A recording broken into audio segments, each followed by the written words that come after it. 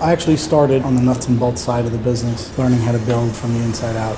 There's a satisfaction driving by what was a hole in the ground and then come back a year and a half, 2 years later, and somebody lives there, it's somebody's home. If the deal makes sense, I want to do it. I get excited about every single property that I look at and seek to buy, and as soon as I decide to buy it, in my head it's already mine and we're already starting to work on it. The initial excitement when you get a new toy, that hasn't faded at all for me. It's still there every time I buy it. It starts with Michael coming into my office with a perfect smile on his face going, I've got something new. Knowing that there is some fundamental aspect of this project that is going to somehow ruin and make my day at the same time.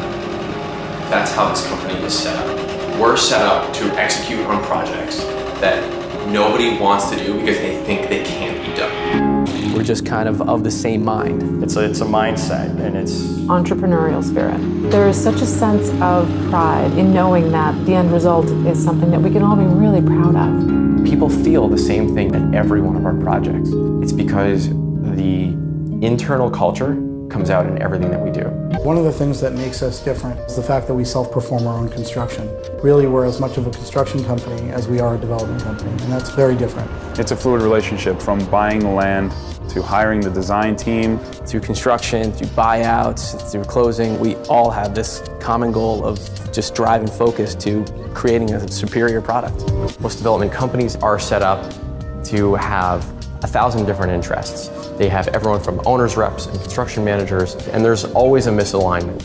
All of our projects are set up so that it's just simply us and the architect.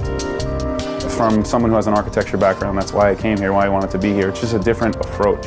We don't just want to make money, we want to make something that is beautiful and adds to the city skyline, and that's what I love. That's why I'm here, working hard every day.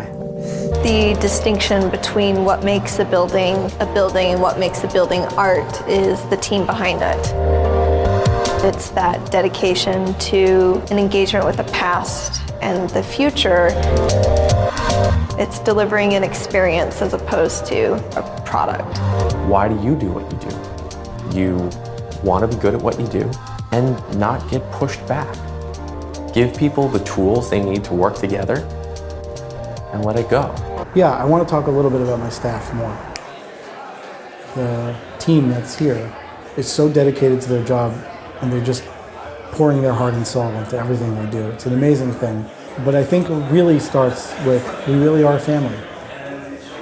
Pretty early on, when we sort of realized that we had this great culture, even when we were a lot smaller, it was something that we knew that we had to maintain if we were going to be successful over a long period of time. There are an incredible number of hands that touch every project, both on our side and the design professionals that we work with. They're putting together a perfectly choreographed design and a perfectly choreographed space. It's important that we execute it. It's doing the right thing and standing behind it. A buyer purchasing in today's market, they're educated.